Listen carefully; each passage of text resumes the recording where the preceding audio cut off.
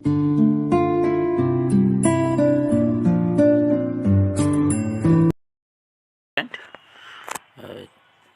Topic is quite related to reproduction. So इस session में हम लोग जो आपका टॉपिक है रिप्रोडक्शन, उसके बारे में डिटेल में डिस्कशन करेंगे। Reproduction, type of reproduction, then उसके बाद में कैसे रिप्रोड्यूस ऑर्गेनिज्म करते हैं, फ्लावर में रिप्रोडक्शन, और उसके बाद में लास्ट में ह्यूमन रिप्रोडक्शन। तो वीडियो के पार्ट भी कई होंगे। तो जैसे मैं बार बार अपने पुराने वीडियो में भी कहता, हम लोग टाइम नहीं बर्बाद करते हैं, टॉपिक को स्टार्ट करते हैं। बहुत ईजी वे में मैं आपको और चीज़ें को बताऊंगा। और मैंने फिर भी कहा नोट्स आपके पास होंगे, नहीं है तो आप मैं लिंक में आपको पीडीएफ दे दूंगा, उससे आप नोट्स बना सकते हैं। मेन एम बेटा मेरे इस चैनल का है कि जो चीज़ें आप लोगों को टफ़ लग रही, नहीं समझ में आ रही हैं, वो इजी वे में मैं आपको समझा सकूं, मेरी बात आप तक पहुंच सके और आप चीज़ों को समझ सकें। चलिए, तो जो फर्स्ट स्लाइड है ये आपको स्क्रीन पर दिख रही होगी। देखिए यहाँ पर मैंने सारी चीज़ें मेंशन की हैं इस स्लाइड में। तो ये जो फर्स्ट है that is the definition part. Okay बेटा, तो इसमें क्या है, जो फर्स्ट हम लोग रिप्रोडक्शन की जो डिफिनीशन है मैं आपको जो मेंशन है वो बता रहा हूँ, फिर उसके बाद में आपको बताऊँगा। सो reproduction is the production of offspring that are biologically similar to the parent organism. Okay, so that is the definition portion. Okay, अब रिप्रोडक्शन है क्या, जैसे आप सिंपल से समझो, यहाँ पर कई डायग्राम आपको ये दिख रहे होंगे, ठीक है। ये ह्यूमन एम्ब्रियो है, ये एनिमल का है, ऐसे सारे डायग्राम आपको दिख रहे होंगे। रिप्रोडक्शन का जो सिंपल सा मीन है उसमें क्या है, रिप्रोड्यूस मीन्स ऑर्गेनिज्म अपने जैसे ही क्रिएचर्स को प्रोड्यूस करता है, that is called reproduction. For example जैसे हम लोग ह्यूमन बीइंग हैं, ओके। तो एक मिनट, थोड़ा सा साइड में इसको कर देते हैं तो आपको बिल्कुल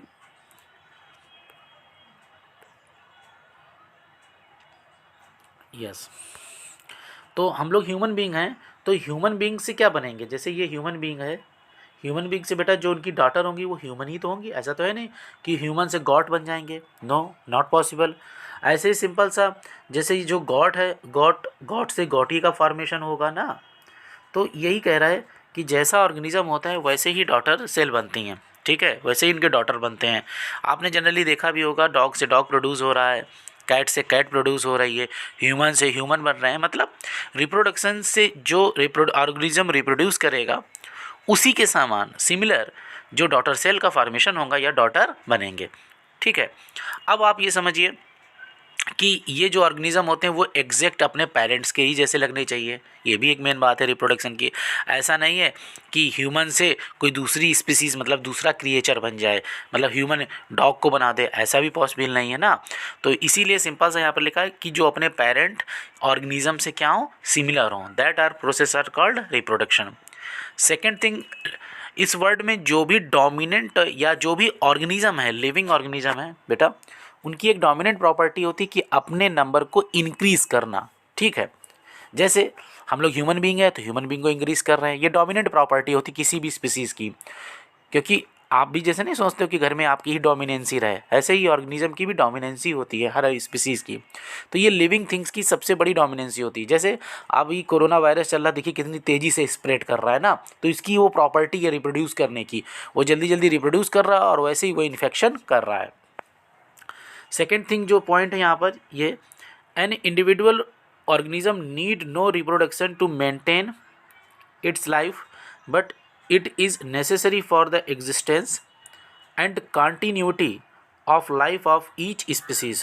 So an organism spend much energy to create more individual, means organism क्या है बेटा, वो अपनी लाइफ को, अपनी स्पीसीज़ को, अपने आप को, यानी अपनी जो जनरेशन को मेंटेन करने के लिए कंटिन्यू रिप्रोड्यूस करता रहता है, ठीक है। जैसे नहीं कहा जाता है कि हमारी भी जनरेशन आगे बढ़ती रहे, ठीक। तो जैसे ह्यूमन हो गया, डॉग हो गया, कैट हो गया, बैक्टीरिया हो गए, हर ऑर्गेनिज्म अपनी डोमिनेंसी बनाने के लिए या अपनी एग्जिस्टेंस को मेंटेन करने के लिए कंटिन्यू रिप्रोड्यूस करता रहता है, और इसमें एनर्जी की रिक्वायरमेंट होती है, ओके।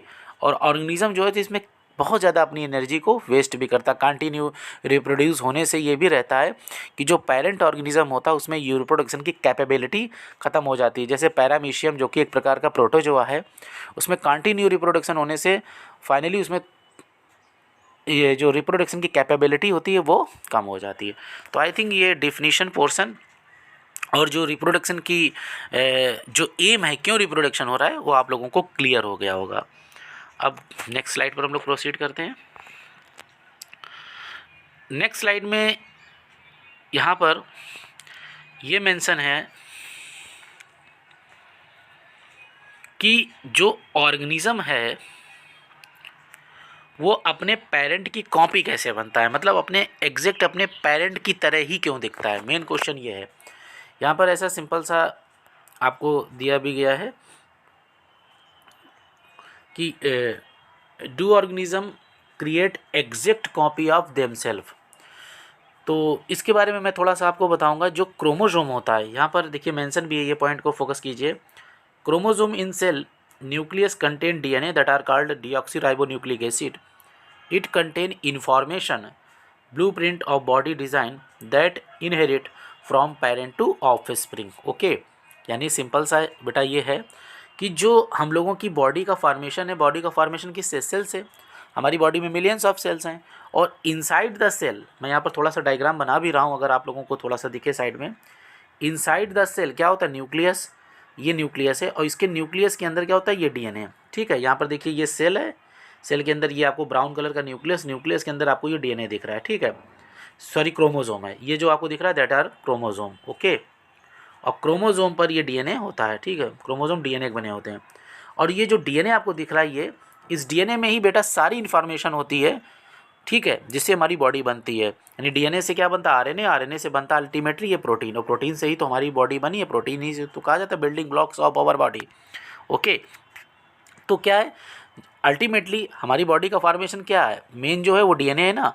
तो जैसे पेरेंट का डीएनए ट्रांसफ़र होता ऑफ स्प्रिंग में ना, जैसे हम लोगों के ये मदर फादर थे ना, ये मदर थी, ये फादर थे, और इन्हीं दोनों से जो कैरेक्टर ट्रांसफ़र हुए ना, दोनों का क्रोमोसोम कंबाइन हुआ, फिर जाइगोट हम बने, तो इन दोनों का डीएनए आया है हमारे में ना। तो इसीलिए तो हम लोग अपनी मम्मी पापा जैसे, मदर फादर जैसे होते हैं ना, एग्जैक्ट मिलते जुलते हैं, एग्जैक्ट नहीं मिलते लेकिन हाँ मिलते जुलते हैं, बहुत से कैरेक्टर मिलते हैं ना। तो वही है कि जो ये हम लोग क्यों एक जैसे लगते हैं, क्योंकि हम लोगों के जो डीएनए है लगभग 99 पॉइंट सिमिलर होता है। 99 पॉइंट कुछ हद तक सिमिलर होता है। 0.1 में हम एक दूसरे से डिफरेंट होते हैं। जब वो हायर क्लासेस में आप कुछ gene biology, molecular biology study करेंगे तो आप लोगों को ये चीज़ें क्लियर हो गई। चलिए अगला पॉइंट देखते हैं। DNA is the information source of making protein. देखिए डीएनए से क्या बन रहा है वही मैंने बताया, यहाँ पर एक स्टेप बीच में नहीं है। डीएनए से आरएनए और आरएनए से प्रोटीन बनता है, मैं आप लोगों को बता दे रहा हूँ। If the information is change different protein will be made, तो it lead to change in body design. Therefore creation of DNA copy is the basic event in reproduction.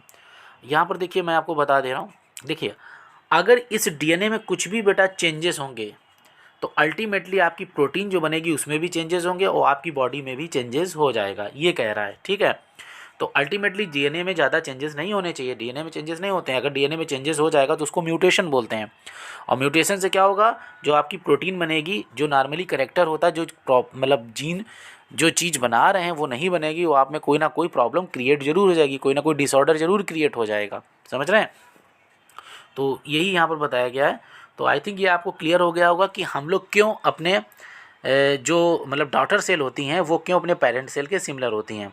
फिर मैं बता दे रहा हूँ, आप यहाँ पर एक बार और समझ लीजिए। जैसे सपोज दैट ये डॉग है, तो डॉग का जो डीएनए होगा वही तो उसके डॉटर में जाएगा, जो बेबी डॉग होगा, तो इसका डीएनए इसमें गया, इसीलिए ये भी डॉग बना। सपोज दैट ये कैट है, तो कैट का डीएनए भी तो अपने डॉटर में जाएगा, तो ये कैट हो गई, कैट बन गई। समझ रहे हैं, तो जैसा डीएनए उसकी ऑफ स्प्रिंग वैसी ही होगी, यानी ऑफ स्प्रिंग का मतलब यहाँ पर हो गया उसका डॉटर सेल। आई थिंक ये क्लियर हो गया होगा। अगली साइड पर हम लोग जाते हैं।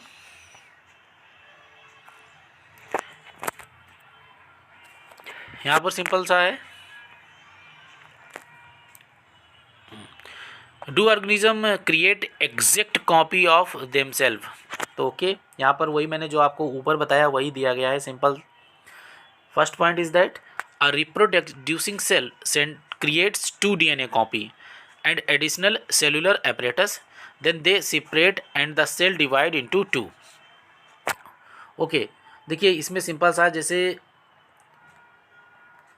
यहाँ पर जनरली होता क्या है, ये जैसे ऑर्गेनिज्म आपको पेरेंट दिखाया जा रहा है, ठीक है, इससे दो बने, फिर इसके बाद में इनसे भी डिवाइड होके ये दो बने। इसका यहाँ सेंस ये नहीं, इसका मतलब ये जैसे आप समझिए ये मदर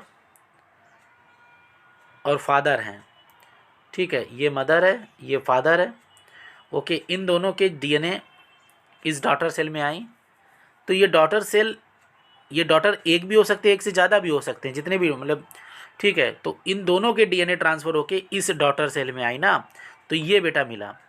ये जो बनेगा मतलब ये जैसे आप ये समझो कि आपका फॉर्मेशन आपके मदर फादर से हुआ, तो आपके अंदर मदर फादर दोनों के डीएनए हैं, समझ रहे हैं, यानी दोनों लोगों के 50-50% करेक्टर हैं, ठीक है। अगला point, in each process DNA copying some variation are created, as a result DNA copy will be similar but not identical to origin. हाँ ये भी ठीक है, जैसे आप यहाँ पर देख रहे हैं, आई थिंक अभी क्लास 10th है, आपको थोड़ा समझने में प्रॉब्लम होगी, लेकिन मैं ट्राई करूँगा। बेटा डीएनए से डीएनए बनने के प्रोसेस को डीएनए रेप्लिकेशन कहते हैं। यहाँ पर आप देख रहे हैं ये डबल स्ट्रैंडेड डीएनए है, और आप देख रहे हैं दोनों स्ट्रैंड जब अलग हो रहे हैं तो उनके अपोजिट भी एक स्ट्रैंड बनने लगा है, बन रहा है। तो ऐसे ही है कि ये पेरेंट का डीएनए होता है, ये एक सिंगल डीएनए जाता है डॉटर में और उसके अपोजिट एक नया डीएनए स्ट्रैंड बन जाता है, समझना, इसको बोलते हैं कम्प्लीमेंट्री। और यहाँ पर सिंपल सा देखिए दिया भी है, डीएनए कॉपी हो रही है, ठीक है ना। तो इससे आप समझ सकते हैं कि जो डीएनए फादर का गया या पेरेंट का, वो तो हमारी बॉडी में ये वाला गया और इसके अपोजिट भी बना है, तो 50 जो करेक्टर हैं वो आए तो फादर से ही हैं, उसके कम्प्लीमेंट्री नया डीएनए हमारे बन गया, ठीक है। तो कुछ यही डिफरेंस होता है कि हम लोग एग्जैक्ट कॉपी नहीं होते हैं। एग्जैक्ट कॉपी होने का मतलब हो जाएगा कि जैसे मदर है वैसे ही आप बन जाओगे, या जैसे फादर है, उसको तो क्लोन बोलते हैं, वो मैं आगे आपको डिटेल में बताऊंगा। लेकिन 99% करेक्टर जो हैं, जैसे human to human, dog to dog, cat to cat, ठीक है, एलिफेंट टू एलिफेंट, इसलिए जो ऑर्गेनिज्म जैसा होता है वैसा ही फॉर्मेशन होगा, कुछ चेंजेस के साथ में। वो कुछ चेंजेस क्यों होते हैं? क्योंकि उसके कंप्लीमेंट्री ये नया डीएनए बन रहा है। Next point, if large variation occur, the new DNA copy may not work with the cellular apparatus, so the newborn cell will die। हाँ, अगर बहुत ज़्यादा डीएनए में चेंजेस हो गया तो बेटा क्या होगा, जो नया कम्प्लीमेंट्री डीएनए बनेगा वो रिस्पॉन्ड नहीं करेगा, और जो नई सेल बनेगी उसकी डेड हो जाएगी सेल की, वो एग्जिस्ट नहीं करेगी। इसके बाद में नेक्स्ट पॉइंट है, जो लास्ट पॉइंट आपको दिख रहा होगा, if variation are mild cell are survived.